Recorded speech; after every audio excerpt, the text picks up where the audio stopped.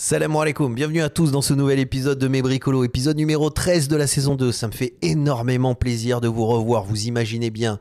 Si vous êtes abonné, vous vous êtes certainement rendu compte que je n'ai pas publié de vidéo la semaine dernière. Et puis c'est notre petite habitude. 1 à 2 fois par semaine, je publie une vidéo où je parle des dernières actualités du monde du design, de la création et donc plus largement de l'innovation. Et puis bon, la semaine dernière, il y a eu des impératifs, des choses qui se sont passées. J'ai pas eu le temps. Et puis après, j'avais plus l'énergie. Donc bon week-end, on s'est bien reposé, on reprend la semaine. Puis on a des actualités assez intéressantes. Moi, je suis tombé sur des articles qui m'ont beaucoup plu. Je me suis dit, mais attendez, c'est le moment là, c'est le moment. Faut parler création, faut parler design. Donc si vous n'êtes pas abonné, abonnez-vous, puisque c'est nos petites habitudes. Hein. On se fait un petit thé à la menthe, j'en ai parlé dans le dernier épisode, je prépare le nerner, on se met bien, et puis on discute ensemble. Vous voyez ce que je veux dire? Donc là, il faut savoir une chose.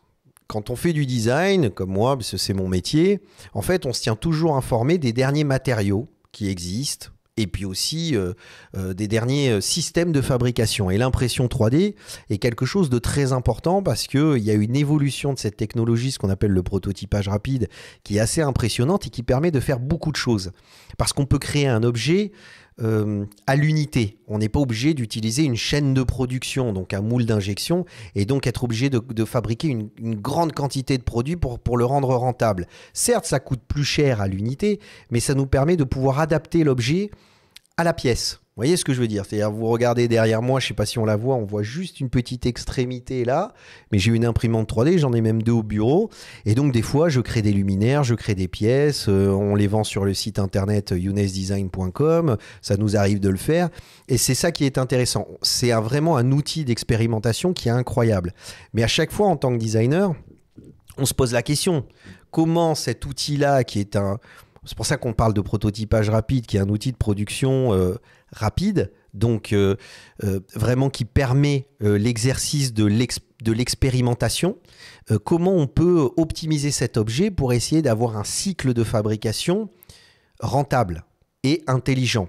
Et donc, je suis tombé sur 2 projets. Donc là, on va regarder ce schéma qui traduit tout à fait ce que je viens de vous expliquer, parce que je suis tombé sur 2 projets qui ont eu l'intelligence de réfléchir sur un cycle de récupération de déchets, de transformation de ces déchets pour en faire des matériaux compatibles avec des imprimantes 3D qui produisent des objets. Donc on est sur un circuit fermé et ça c'est le rêve de tout designer. D'accord? Parce que pour le coup, non seulement on récupère des matériaux qu'on recycle, mais en plus on fabrique du nouveau avec ces matériaux-là.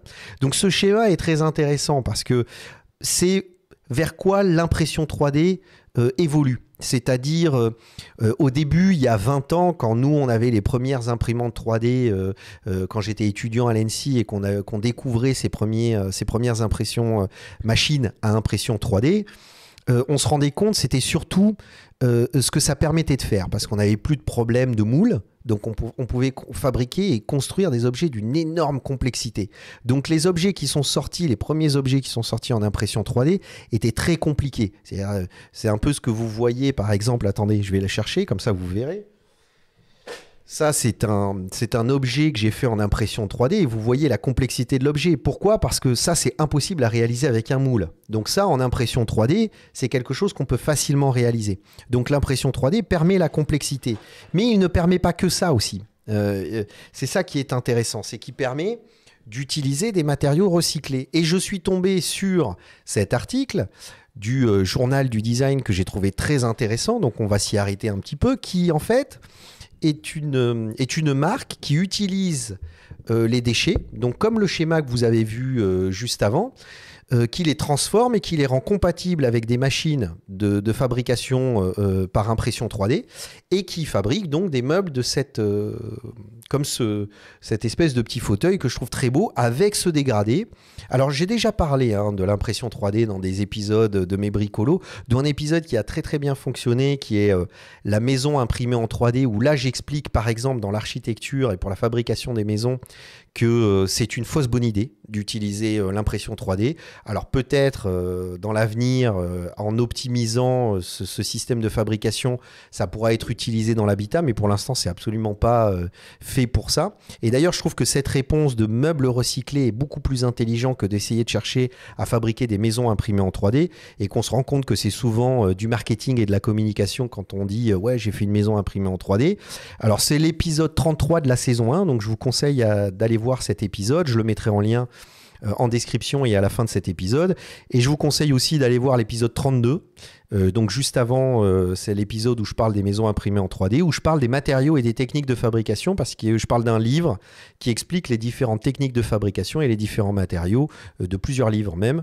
Donc je vous conseille d'aller le consulter, parce que si ça vous intéresse de connaître un petit peu, moi j'adore, moi vous me foutez dans une usine, pour moi c'est Disneyland. Chaque fois qu'un client vient me voir, j'ai eu des clients, des gros industriels, notamment dans le mobilier urbain, ils me disent Younes, ça peut être un petit peu rébarbatif, mais on aimerait bien que tu viennes visiter l'usine.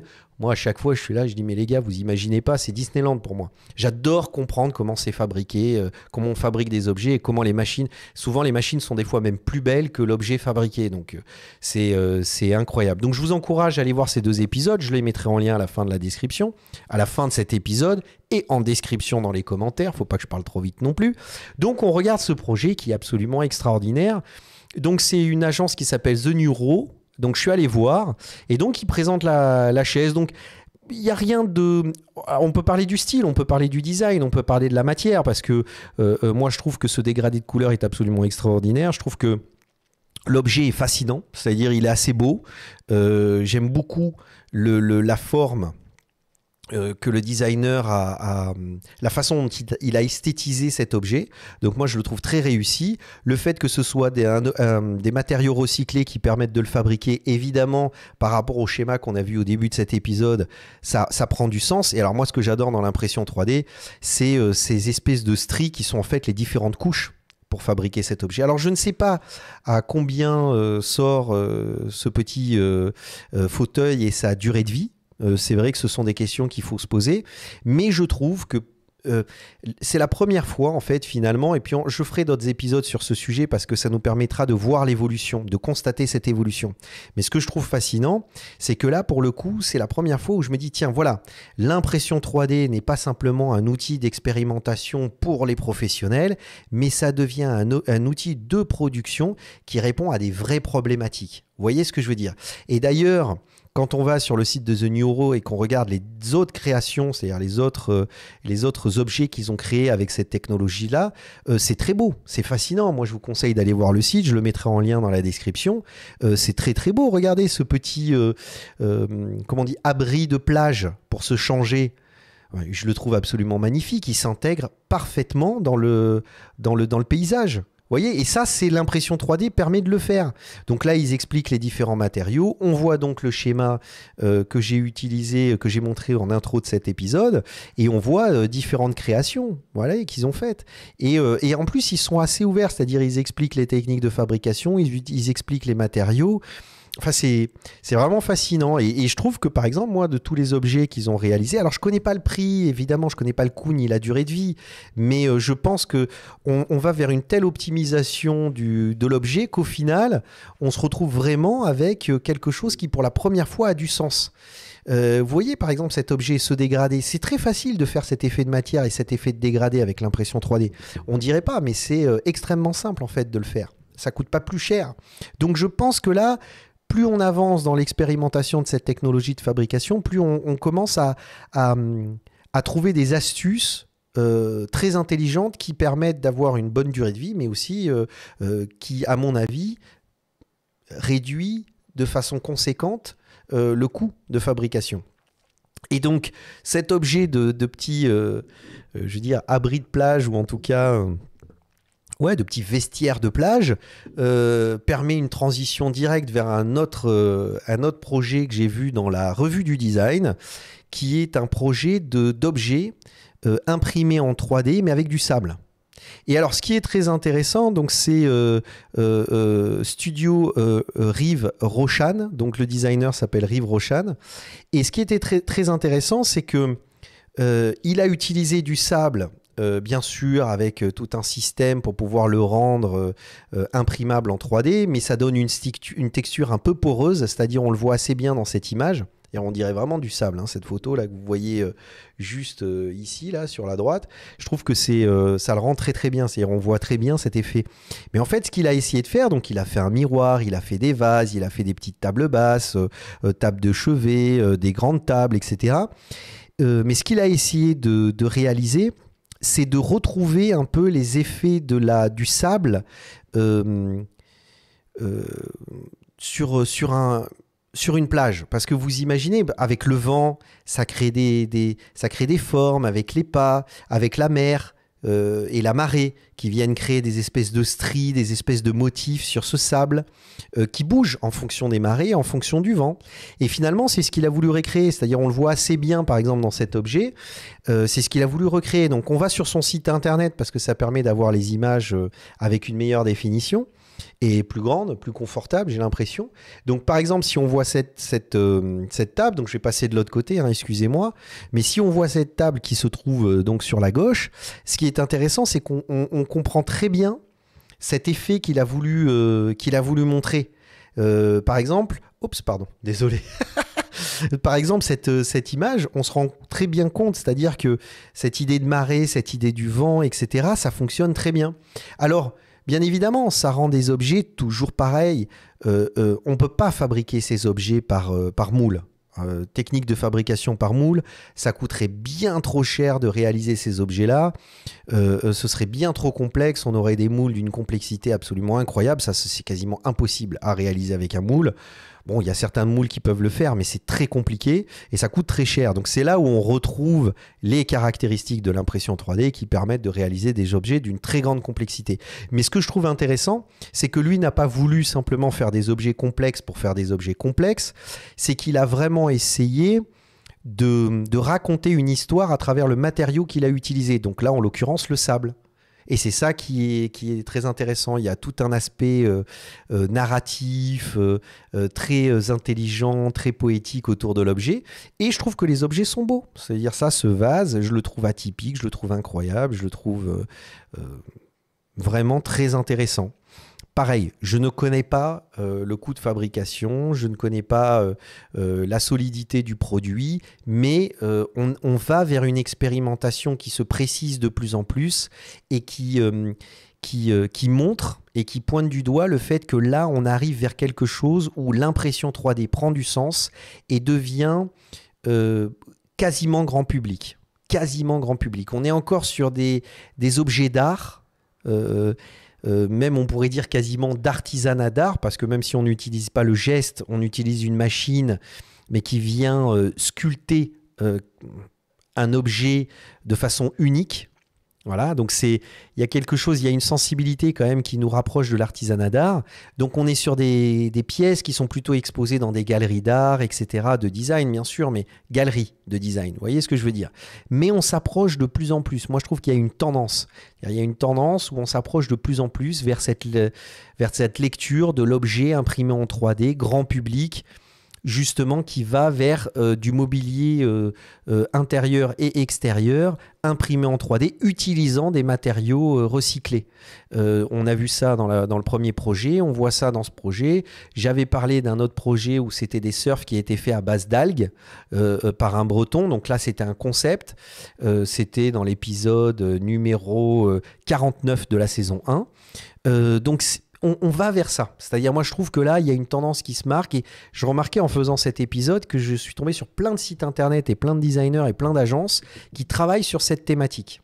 Donc, l'outil est fondamental parce qu'aujourd'hui, l'impression 3D se développe tellement et commence à devenir tellement intéressant. Je veux dire, les premières imprimantes 3D, vous avez des superbes imprimantes 3D qui coûtent 400, 600 euros. À ce prix-là, vous avez une très très bonne machine. Cette même machine, il y a 10 ans, elle valait 5000 euros. Donc vous imaginez, il y a 10 ans, elle valait 5000 euros. Aujourd'hui, elle en vaut 500. Donc c'est vraiment divisé par 10 le prix de ces machines-là. Donc vous voyez ce que je veux dire. les machines coûtent de moins en moins cher, les matériaux sont de plus en plus intéressants, donc on expérimente des objets et cette expérimentation amène à ce type de meuble que je trouve très intéressant, qui raconte des histoires, qui utilise des matériaux recyclés, etc. etc. Mais je veux parler d'un dernier projet qui est plutôt justement un outil, c'est Core 77 qui en parle, et donc on parlait de l'impression 3D, mais là on va parler du thermoformage, parce que le thermoformage est aussi une technique de fabrication qui est très pratique quand on fait du design. Alors le thermoformage, alors je vais vous montrer cette vidéo parce qu'elle l'explique très bien, c'est-à-dire vous mettez une plaque en 2D, d'un thermoplastique, et en fait cette plaque est montée en température, et après on vient la positionner sur un objet en 3D, et par l'extraction d'air qui est aspiré, la plaque vient se former. Donc là, vous allez vraiment le voir. Voilà. Là, vous avez l'extraction d'air. Et voilà, cette plaque vient épouser totalement la forme de l'objet que vous voulez avoir. Donc là, ça permet de faire des moules. Donc là, vous voyez par exemple en céramique. Vous pouvez vraiment appliquer n'importe quel type de 2D en 3D. Donc n'importe quel type de thermoplastique. Donc c'est très intéressant aussi pour l'expérimentation. Donc c'est Core 77 qui en parle. Donc là on voit vraiment, c'est dommage, j'aurais pu, au lieu de montrer la vidéo là, parce que je suis allé sur le site internet du fabricant, du revendeur de cette machine, mais en fait on le voit bien sur ces photos là. Donc c'est une machine qui est relativement compacte, elle reste encore semi-professionnelle, mais c'est incroyable parce que nous, quand on fait de l'expérimentation et de la recherche, ça c'est typiquement le genre de machine qui va pouvoir permettre aux designers de fabriquer des petits objets au même titre que ce que vous avez vu juste avant en impression 3D. C'est-à-dire là, on est vraiment sur quelque chose qui peut ouvrir un nouveau champ d'expérimentation du design, vraiment, complètement. Et alors apparemment, ça va assez loin dans la définition, c'est-à-dire que l'extraction d'air se fait bien, donc la plaque en 2D vient parfaitement épouser le volume que vous cherchez à recouvrir, à thermoformer, hein, voilà. Et alors cette marque, je la trouve assez intéressante et assez fascinante parce qu'en fait elles ont commencé par une petite machine en fait de maison qui permet de faire ce travail de thermoformage. Donc ça c'est la machine d'impression 3D. Mais là vous avez vu ce petit passage là. Voilà, regardez, sous vide. Alors vous pouvez faire des petits moules à gâteau, vous pouvez faire plein de choses. Voilà, ça l'explique très bien. Mais là il propose cette nouvelle machine qui est c'est next level là quand même, hein. On est sur un truc, vraiment, c'est tout autre chose, hein. C'est beaucoup plus important et bien mieux, ça permet de faire beaucoup plus de choses. Vous voyez ce que je veux dire? Donc là, vous le voyez bien sur cette vidéo, vous comprenez très bien comment ça fonctionne. Ce que j'essaie de vous montrer à travers cet épisode de Mes Bricolos au final, c'est d'essayer de vous expliquer que l'outil, pour un designer, l'outil, la matière est quelque chose qui est très important dans la connaissance et dans le développement de sa réflexion de design. C'est-à-dire avoir des bonnes idées, c'est une chose, mais pouvoir les fabriquer, c'est tout autre chose. Et là, on arrive avec des nouvelles technologies, des nouveaux systèmes de fabrication qui évoluent et qui évoluent dans le bon sens, qui permettent aux designers de sortir du carcan de la production en série, parce que ça coûte très cher de fabriquer un moule, ça demande beaucoup d'investissement de lancer une ligne de production, et puis aussi de risques, parce qu'on ne sait pas si ça va marcher. Donc, tous ces techniques de fabrication alternatives qui permettent de faire du prototypage rapide, ou en tout cas des petites quantités à l'unité même, avec des machines d'impression 3D ou avec cette machine de thermoformage, ben, tout d'un coup, ça devient très intéressant. Parce que ça change la dynamique. C'est-à-dire un designer, c'est pas simplement quelqu'un qui conçoit, mais aussi il peut fabriquer par lui-même. Et pas juste expérimenter, mais fabriquer. Donc, rechercher de nouvelles choses. Et moi, c'est ce que je fais, par exemple, avec beaucoup de créations. Je vous ai montré ce luminaire et plein d'autres choses que je dessine. Mais j'aime bien laisser aller mon imagination et ma créativité en utilisant ces techniques de fabrication. Voilà, donc j'espère que cet épisode vous a plu.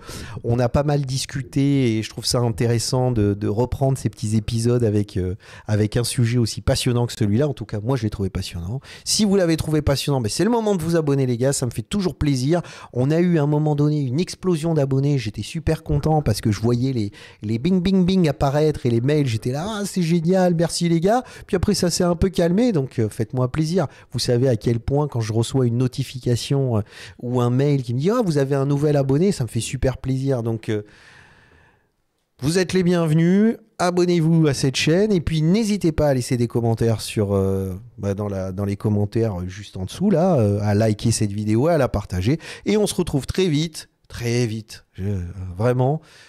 Plus jamais de pause comme ça, hein, je vous le dis, parce que ça m'a fatigué. C'est pas une pause qui m'a reposé, donc plus jamais. Et on se retrouve très rapidement pour un nouvel épisode de Mes Bricolos. Pslama à tous, à très bientôt. Pslama.